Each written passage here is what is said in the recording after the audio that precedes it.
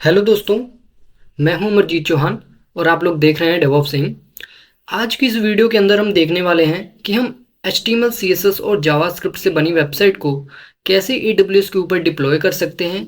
And after deployment हम देखने वाले हैं उसको कैसे हम अपने डोमेन नेम के साथ अटैच कर सकते हैं। मैं आपको बताना चाहूँगा कि ये इस चैनल के ऊपर सबसे पहली वीडियो है जो हम लोग अपलोड करने वाले हैं। सो अगर आप लोग इस चैनल को सब्सक्राइब कर लेते हो तो इन फ्यूचर के अंदर मैं आपको बताऊंगा कि कैसे आप लोग रिएक्ट जेएस की वेबसाइट को डिप्लॉय कर सकते हैं, कैसे नोड जेएस के बैकएंड को डिप्लॉय कर सकते हैं, कैसे स्प्रिंग बूट के बैकएंड को डिप्लॉय कर सकते हैं। इस तरीके के इंडस्ट्री बेस्ड डिप्लॉयमेंट मैं आपको दिखाने वाला हूँ। सो थोड़ा सा इस चैनल को सपोर्ट कीजिए ताकि हमें थोड़ा सा बूस्टअप मिल सके। तो चलिए हम अपने मेन टॉपिक के ऊपर आते हैं। दोस्तों, HTML की वेबसाइट को डिप्लॉय करने के लिए यहाँ पर मैंने कुछ स्टेप्स लिखे हुए हैं। अगर आप लोग इन स्टेप्स को फॉलो करते हो तो आप लोग ईजिली अपनी वेबसाइट को AWS के ऊपर डिप्लॉय कर पाएंगे। तो चलिए दोस्तों, हम सबसे पहले स्टेप को देखते हैं। तो पहला स्टेप हमारा क्या बोल रहा है कि जिस वेबसाइट को हम AWS के ऊपर डिप्लॉय करना चाहते हैं उस वेबसाइट को सबसे पहले हम अपने लोकल इन्वायरमेंट के अंदर चला के देखेंगे कि वो प्रॉपर वर्क कर रहा है कि नहीं कर रहा है। तो चलिए सबसे पहले हम उसको देख लेते हैं। यहाँ पर आप लोग देख सकते हो मैं अपने डेस्कटॉप विंडो में आ चुका हूँ और यहाँ पर आप लोग देख रहे हो कि यहाँ पर एक हिलिट नाम का प्रोजेक्ट है जिसको मैं अपने AWS के ऊपर डिप्लॉय करने वाला हूँ। तो सबसे पहले हम इस प्रोजेक्ट को अपने VS कोड के अंदर ओपन करेंगे और ओपन करने के बाद लाइव सर्वर के थ्रू इसको रन करके देखेंगे कि ये प्रॉपर वर्क कर रहा है कि नहीं कर रहा है। तो चलिए सबसे पहले इसको हम अपने VS कोड के अंदर ओपन कर लेते हैं।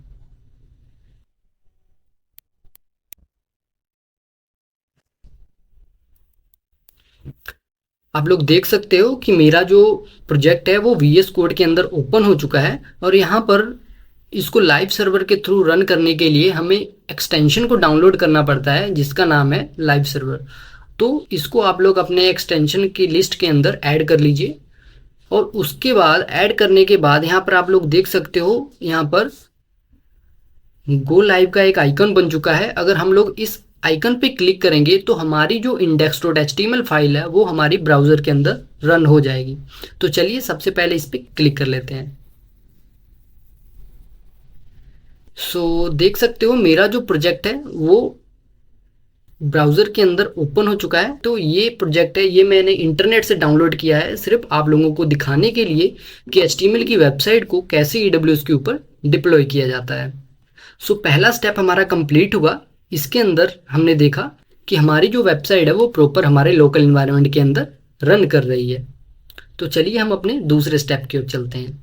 दोस्तों, जैसा कि हमने अपना फर्स्ट स्टेप कंप्लीट कर लिया है, अब हम अपने दूसरे स्टेप की ओर बढ़ रहे हैं और दूसरे स्टेप के अंदर हम देखने वाले हैं कि हम अपने AWS के पोर्टल के ऊपर कैसे अपनी एक EC2 इंस्टेंस मशीन को क्रिएट कर सकते हैं जिसके ऊपर हम अपनी HTML की वेबसाइट को डिप्लॉय करने वाले हैं। तो चलिए सबसे पहले हम अपने EC2 इंस्टेंस को क्रिएट कर लेते हैं। जैसा कि आप लोग देख सकते हो मैं अपने AWS पोर्टल के अंदर आ चुका हूं।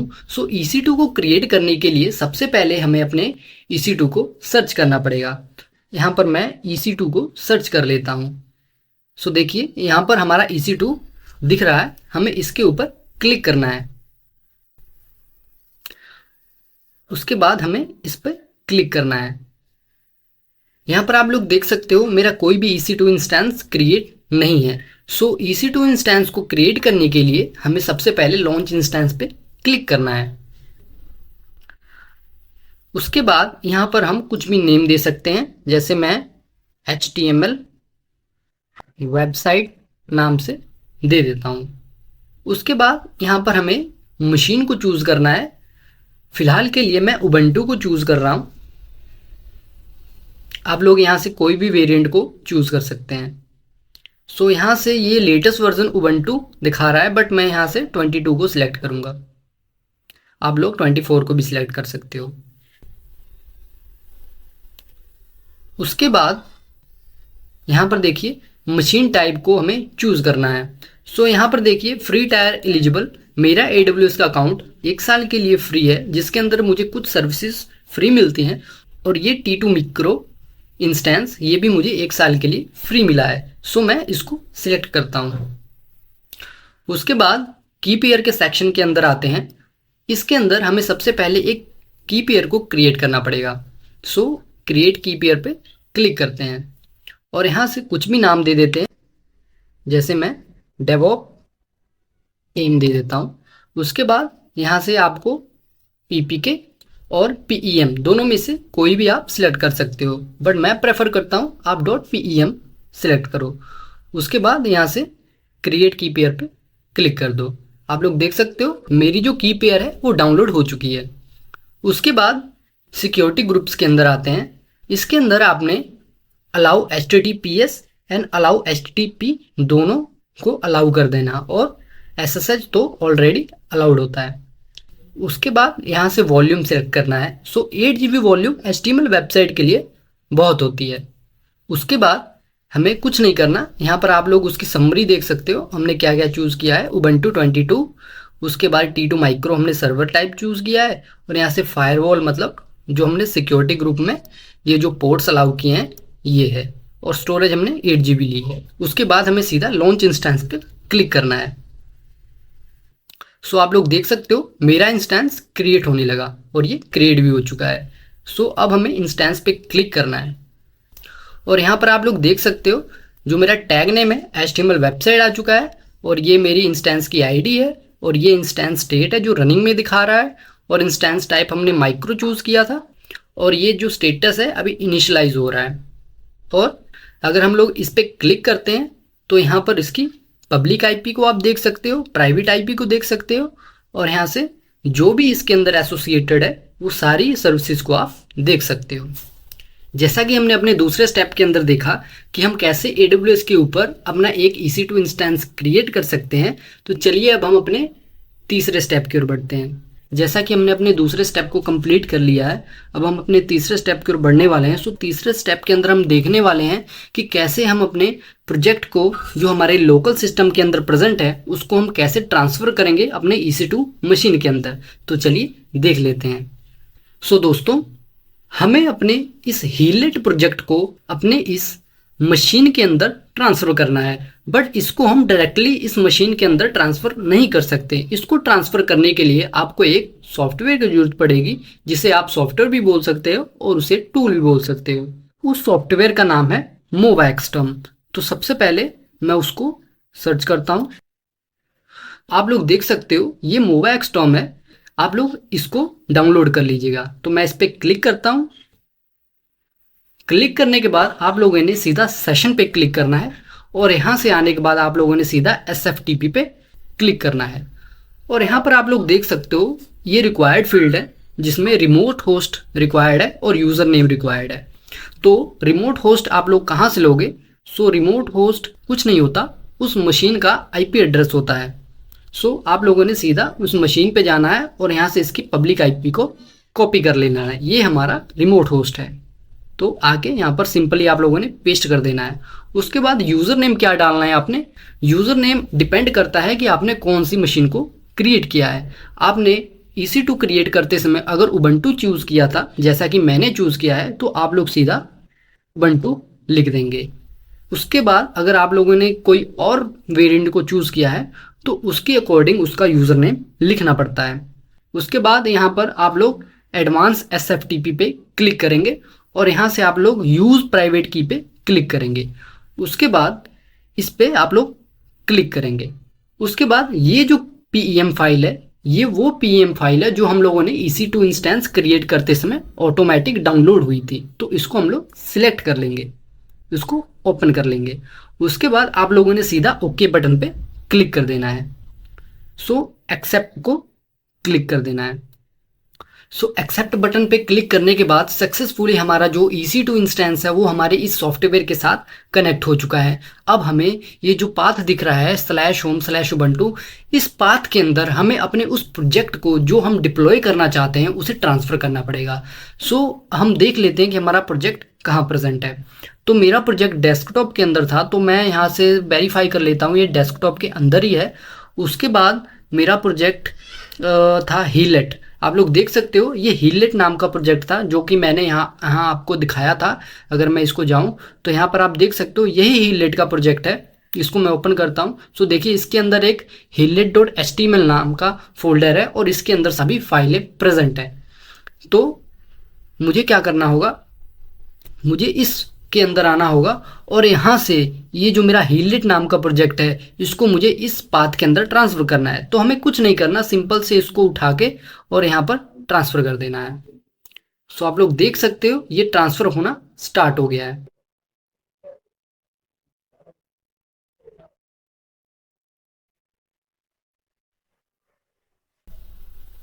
देखिए सक्सेसफुली हमारा जो ये हीलेट का प्रोजेक्ट था जो कि मेरा यहाँ पर प्रेजेंट था, अब इसकी एक कॉपी हमारे इस सर्वर के अंदर प्रेजेंट हो चुकी है। तो इसको अगर मैं ओपन करता हूँ तो आप लोग देखोगे हिलेट -html नाम से जो हमारा इसके अंदर प्रेजेंट था फोल्डर, वो भी सेम फोल्डर इसके अंदर भी अब प्रेजेंट हो चुका है। तो सक्सेसफुली हमने अपने इस प्रोजेक्ट को अपने EC2 इंस्टेंस के ऊपर ट्रांसफ़र कर लिया है। तो हमारा तीसरा स्टेप भी कंप्लीट हुआ।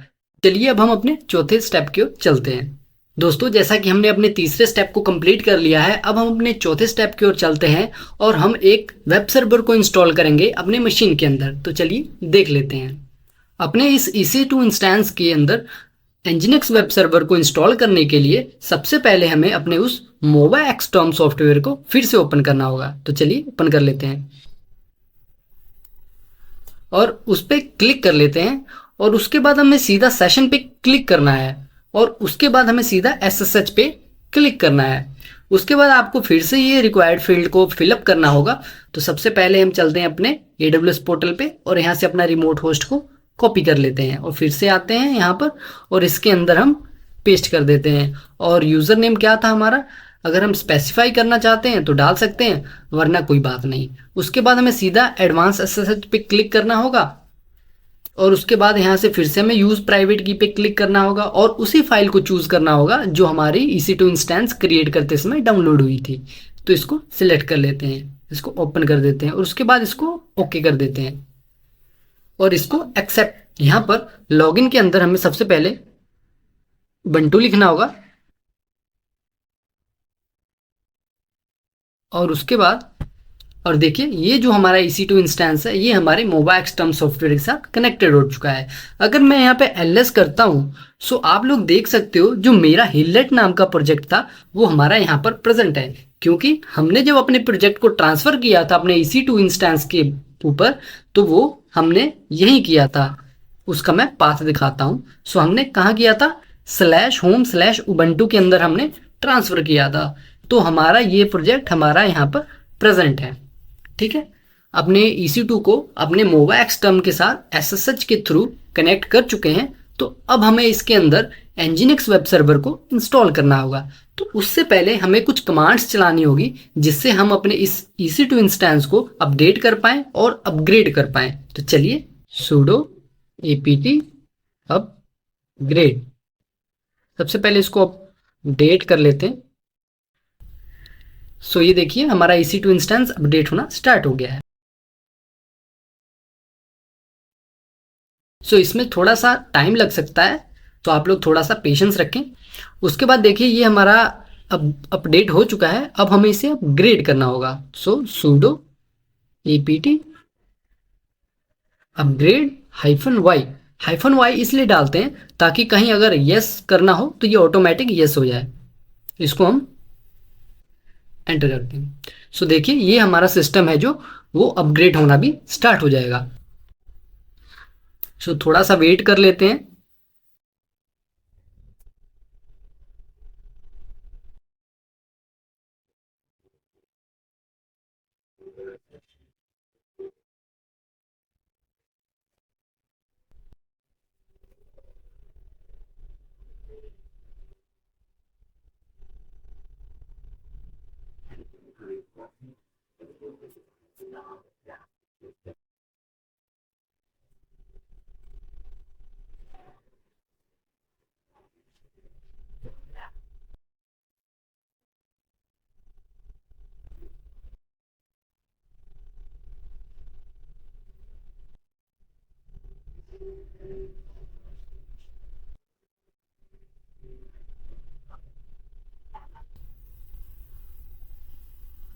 इसको हम एंटर बटन पे क्लिक कर देते हैं। यहाँ पर भी एंटर बटन क्लिक कर देंगे। सो देखिए हमारा सिस्टम अपडेट भी हो चुका है और अपग्रेड भी हो चुका है। तो अब चलिए हम अपने nginx वेब सर्वर को इंस्टॉल करते हैं।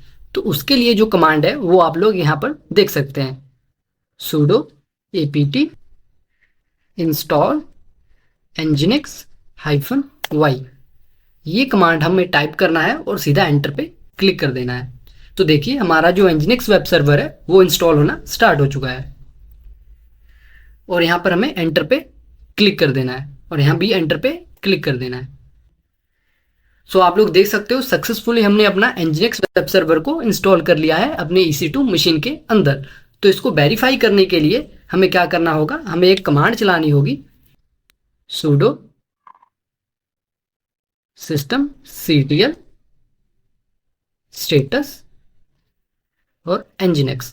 हम जैसे इस कमांड को एंटर करेंगे तो हम देख पाएंगे हमारा जो nginx है वो प्रॉपर इंस्टॉल हुआ है नहीं और किस मोड में है, रनिंग मोड में है या स्टॉप मोड में है, उसको भी हम देख पाएंगे। सो इसको एंटर करते हैं। सो आप लोग देख सकते हो जो मेरा nginx वेब सर्वर है एक्टिव है और रनिंग है और ये इनेबल्ड है। इनेबल्ड का मतलब ये होता है कि अगर हमारा ये EC2 इंस्टेंस अगर रीबूट होता है तो ये by default automatic nginx run हो जाएगा, इसे हमें मैनुअली रन करने की ज़रूरत नहीं पड़ेगी। सो अब मैं आपको एक चीज़ दिखाता हूँ। हम सीधा अपने इस AWS पोर्टल के ऊपर आएंगे जहाँ हमने EC2 इंस्टेंस को क्रिएट किया था और यहाँ से इसकी पब्लिक IP को कॉपी करेंगे और एक न्यू टैब खोलेंगे और यहाँ पर हम Ctrl+V कर देंगे उस रिमोट होस्ट को और एंटर करेंगे। आप लोग देख सकते हो welcome to nginx। It means हमारा जो nginx वेब सर्वर है हमारे इस मशीन के अंदर इंस्टॉल हो चुका है। तो इस तरीके से हमने अपना चौथा स्टेप भी कंप्लीट कर लिया है। तो चलिए अब हम अपने पांचवें स्टेप की ओर चलते हैं। दोस्तों हमने अपना चौथा स्टेप कंप्लीट कर लिया है। अब हम अपने पांचवें स्टेप के अंदर आने वाले हैं। तो पांचवें स्टेप के अंदर हम देखने वाले हैं कि जो nginx के साथ जो अनवांटेड फाइल्स आती हैं उन्हें हम कैसे डिलीट करेंगे और कुछ कॉन्फ़िगरेशन करनी होती है और उसे हम कैसे करेंगे। तो चलिए देखते हैं। तो वापस से हम अपने उसी SSH कनेक्शन की तरफ आ जाते हैं जहाँ पर हमने देखा था कि nginx रनिंग मोड में है और इनेबल्ड मोड में है। तो सबसे पहले हम इसे क्लियर कर देते हैं। उसके बाद क्लियर करने के बाद हम cd/etc/nginx इस डायरेक्टरी के अंदर आते हैं और यहाँ पर एंटर करते हैं। और अगर हम यहाँ पर ls करते हैं तो आप देख सकते हो बहुत सारी फाइल्स हैं जो nginx के साथ आ चुकी हैं। तो हमें कुछ फाइल्स चाहिए और कुछ फाइल्स नहीं चाहिए, तो हमें कुछ फाइल्स को यहाँ से रिमूव करना पड़ेगा। तो चलिए उस फाइल्स को रिमूव कर लेते हैं। तो हम क्या करते हैं, sudo rm-rf एक मॉड्यूल अवेलेबल और मॉड्यूल -इनेबल और साइट्स इनेबल्ड और साइट्स -अवेलेबल। ये जो डायरेक्टरीज हैं ये हमें नहीं चाहिए, तो सबसे पहले हमें इसे रिमूव करना है। तो चलिए इसे रिमूव कर देते हैं। तो हमें एंटर पे क्लिक करना है और फिर से हम ls करते हैं। सो हम देख सकते हैं ये जो फाइल्स थी वो अब हमारे इस डायरेक्टरी के अंदर नहीं है।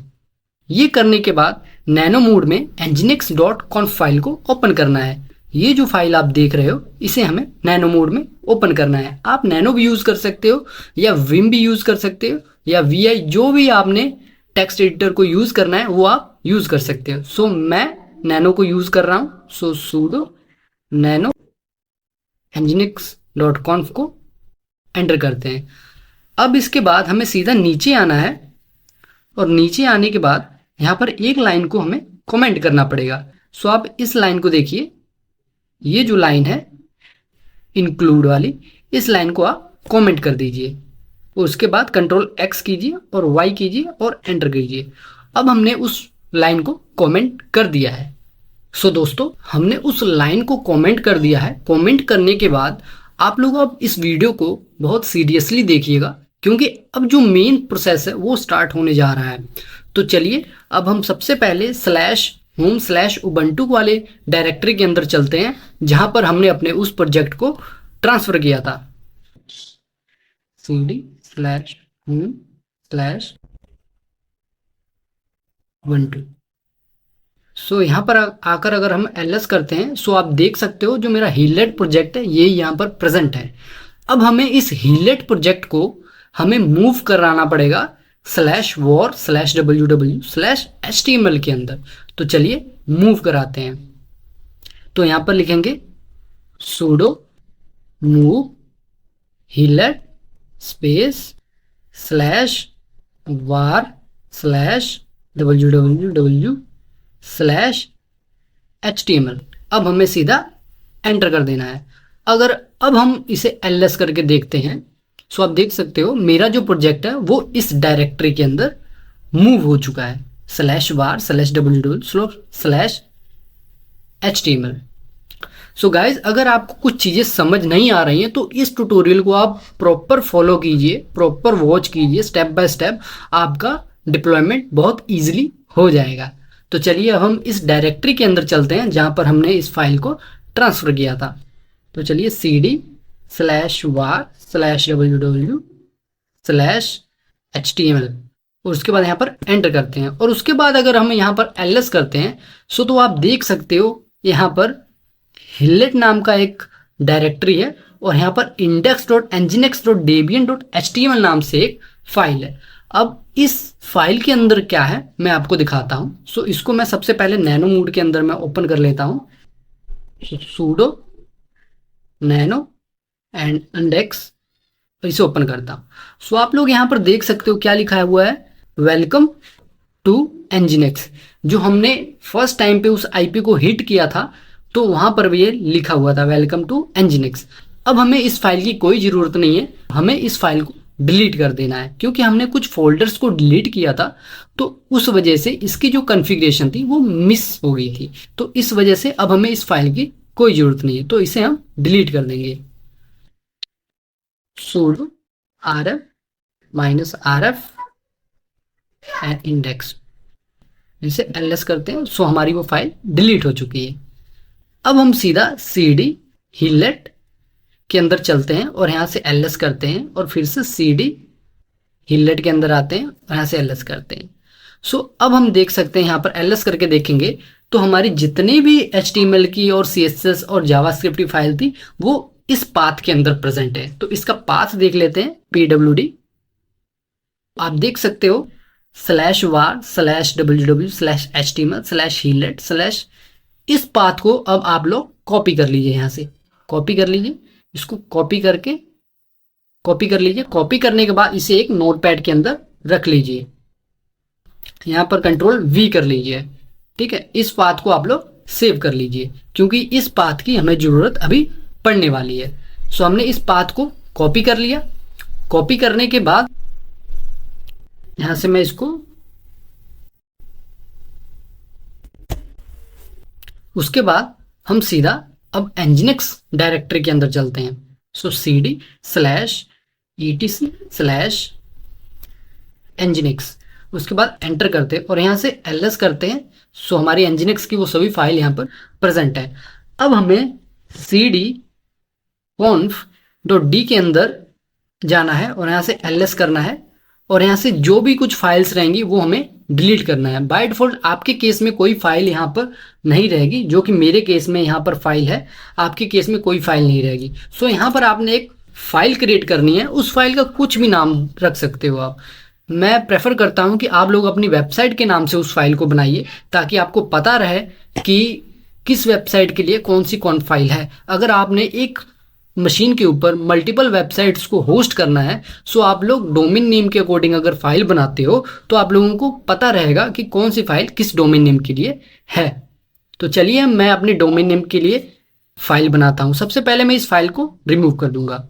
सो sudo rm-rf एंड इसको मैं रिमूव कर दूंगा, ls करता हूं। सो आप लोग देख सकते हो मेरे पास अभी कोई फाइल नहीं है इस डायरेक्टरी के अंदर। तो एक फाइल क्रिएट कर लेते हैं, sudo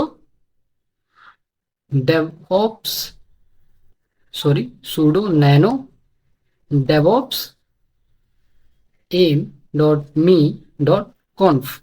याद रहे दोस्तों, आप लोगों ने इस फाइल की जो एक्सटेंशन रखनी है वो कॉन्फ ही रखनी है। अगर आप लोग कॉन्फ नहीं रखेंगे तो ये फाइल एग्जीक्यूट नहीं होगी। सो आप लोग इसकी एक्सटेंशन को कॉन्फ रखिएगा। सो मैं एंटर करता हूं। अब इस फाइल के अंदर मैं आपको डिस्क्रिप्शन के अंदर एक कोड प्रोवाइड करूंगा, उस कोड को आप लोग कॉपी कीजिएगा। कॉपी करने के बाद सीधा इसके अंदर पेस्ट कर दीजिएगा। तो मैं चलिए पेस्ट कर देता हूं, तो इसे ओके पे क्लिक कीजिए। तो आप देख सकते हो वो कोड मेरा पेस्ट हो चुका है। अब आपने उस पाथ को लेकर आना है जो आपने कॉपी करके रखा हुआ था। सो मेरे केस में मेरा ये पाथ था जो मैंने कॉपी करके रखा हुआ था। इसको कॉपी कर लेते हैं और इस पाथ को आप लोग यहां पर पेस्ट कीजिए। तो आप लोग देख सकते हो root/war/html/healet/healet-html ये पाथ मेरा यहाँ पर पेस्ट हो चुका है। याद रहे दोस्तों, आप लोगों ने वही पाथ डालना है जहां पर आपकी index.html फाइल प्रेजेंट है। तो मेरे केस में मेरी index.html फाइल healet-html के अंदर प्रेजेंट थी। सो मैंने healet-html का जो पाथ है वो यहाँ पर दे दिया है। उसके बाद आपने क्या करना है, आपने नीचे आना है और यहाँ पर आप लोग एक्सेस लॉग के अंदर यहाँ पर आप लोग अपने डोमेन नेम को लिख सकते हो। मेरे केस में मेरा डोमेन नेम है DevOps एम, और यहाँ पर मैं लिख सकता हूँ DevOps एम। अगर आप लोग लिखना चाहते हो तो लिख सकते हो, वरना आप लोग नहीं भी लिखोगे तो भी कोई बात नहीं। बट याद रहे दोस्तों कि ये जो पाथ है ये जरूर यहाँ पर मेंशन करना। उसके बाद ये हमारी फाइल कंप्लीट हो चुकी है। इसको मैं Ctrl+X करता हूँ और Y कर देता हूँ और एंटर कर देता हूँ। सो हमने इस फाइल को सक्सेसफुली हमने सेव कर दिया है। उसके बाद हम क्या करेंगे, हम अपने Nginx के कॉन्फ़िगरेशन को तो कंप्लीट कर चुके हैं। अब हमें इसके सिंटैक्स को चेक करना है कि ये सिंटैक्स जो हमने फाइल लिखी है वो सही है या नहीं है। सो उसके लिए हम कमांड टाइप करेंगे sudo nginx-t। यहाँ पर आप देख सकते हो इसकी कॉन्फ़िगरेशन में कोई एरर नहीं है। यहाँ पर जो nginx जो कॉन्फ है ये टेस्ट सक्सेसफुल है। सो इट मीन्स हमारी जो कॉन्फ़िगरेशन है वो सक्सेसफुली हो चुकी है। अब हमें सिर्फ रीस्टार्ट करना होगा। sudo systemctl restart nginx और एंटर पे क्लिक कर देना है। दोस्तों जैसे ही आप लोगों ने nginx को रीस्टार्ट किया उसके बाद मैं आपको दिखाता हूं।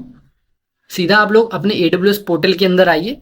पोर्टल के अंदर आने के बाद आप लोग इसकी रिमोट होस्ट को कॉपी कीजिए और यहाँ पर आइए और Ctrl+V कर दीजिए और यहाँ से एंटर कीजिए। आप लोग देख सकते हो कि सक्सेसफुली हमने अपने वेबसाइट को इसके ऊपर डिप्लॉय कर दिया है। ये कौन सा होस्ट है दोस्तों, ये हमारे पब्लिक आईपी है, जो हमारी मशीन की आईपी है। इस मशीन की आईपी के थ्रू अगर मैं अब यहाँ पे Ctrl+V करता हूँ तो आप लोग देख सकते हो डायरेक्टली अपनी वेबसाइट को देख पा रहा हूँ। इसका मतलब ये है दोस्तों हमने अपनी HTML की वेबसाइट को सक्सेसफुली डिप्लॉय कर दिया है। सो दोस्तों हमारा 5th स्टेप भी कंप्लीट हुआ। तो चलिए अब हम लोग अपने लास्ट स्टेप की ओर चलते हैं, जिसके अंदर हम इस वेबसाइट को अपने डोमेन नेम के थ्रू एक्सेस करेंगे। अभी तो ये हमारी वेबसाइट सिर्फ आईपी एड्रेस के थ्रू एक्सेस हो रही है, बट इसको अब हम जैसे कि यहाँ पर लिखें DevOps.aim.me, अगर मैं इससे एक्सेस करना चाहूँ तो मेरी वेबसाइट एक्सेस नहीं हो रही है। तो इसको हम कैसे कॉन्फ़िगर करेंगे उसको हम देखते हैं। तो चलिए देखते हैं। सो दोस्तों जैसा कि हमने अपने 5वें स्टेप को कंप्लीट कर लिया है, अब हम अपने 6th स्टेप की ओर चलते हैं और 6th स्टेप में हम देखने वाले हैं कि हम अपनी डोमेन नेम के साथ अपनी वेबसाइट को कैसे एक्सेस कर सकते हैं। तो चलिए हम लोग उसको देख लेते हैं। सो दोस्तों हमें अपनी इस वेबसाइट को डोमेन नेम के साथ एक्सेस करने के लिए हमें 2 अकाउंट्स की जरूरत पड़ेगी। जो पहला अकाउंट है जहां से हमने अपने डोमेन नेम को बाय किया हुआ है, और सेकंड जो अकाउंट है वो क्लाउडफ्लेयर का है। क्लाउडफ्लेयर का अकाउंट हमें इसलिए बनाने की ज़रूरत पड़ती है क्योंकि अगर हमें HTTPS को फ्री में लेना है सो क्लाउडफ्लेयर आपको 1 साल के लिए HTTPS फ्री में देता है। सो इसलिए हमें अपने इस डोमेन नेम को इस क्लाउडफ्लेयर के साथ अटैच करना होगा, और इसका वीडियो आप लोग ईजिली यूट्यूब के ऊपर सर्च कर सकते हो। आपने सिर्फ एक सिंपल सी क्वेरी यूट्यूब के अंदर चलानी है, how to connect our domain name with Cloudflare. उस वीडियो को देखने के बाद आप लोग इस वीडियो के ऊपर आइए ताकि हम लोग ईजिली अपने डोमेन नेम के साथ अपनी वेबसाइट को कनेक्ट कर सकें। सो मेरे केस के अंदर मेरा डोमेन नेम मेरे इस क्लाउडफ्लेयर के अकाउंट के साथ कनेक्टेड हो चुका है। तो चलिए मैं अब सीधा अपनी कॉन्फ़िगरेशन को स्टार्ट करता हूँ।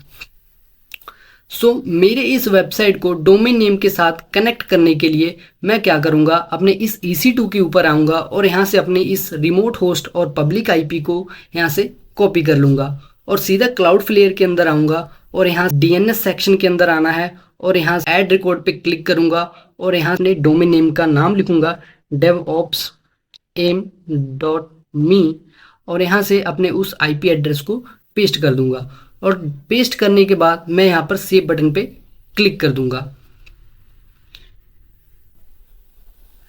तो देखिए फ्रेंड्स, मैंने अपना रिकॉर्ड बनाया और जिसके अंदर मैंने अपना डोमेन नेम लिखा और अपने IP एड्रेस को डाल दिया।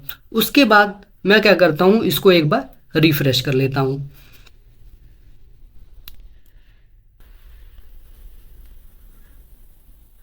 सो दोस्तों, रिफ्रेश करने के बाद अब हम क्या करते हैं, अपने इस डोमेन नेम को कॉपी करते हैं। कॉपी करने के बाद मैं यहाँ पर आता हूँ और यहाँ पर Ctrl+V करता हूँ और एंटर बटन पे क्लिक करता हूँ। सो दोस्तों, आप लोग देख सकते हो अब मेरे डोमेन नेम के साथ मेरी वेबसाइट ईजिली एक्सेस हो रही है। सो अगर आप लोगों को ये वीडियो थोड़ी भी अच्छी लगी है सो आप लोग इस वीडियो को लाइक कर दीजिए और सब्सक्राइब बटन पे क्लिक कर दीजिए ताकि हम लोग आप लोगों के लिए अच्छी अच्छी वीडियोस को अपलोड कर पाएँ और हेल्पफुल और इंडस्ट्री बेस्ड कंटेंट को अपलोड कर पाएँ। तो थैंक यू दोस्तों, मिलते हैं आपको अगली वीडियो के अंदर।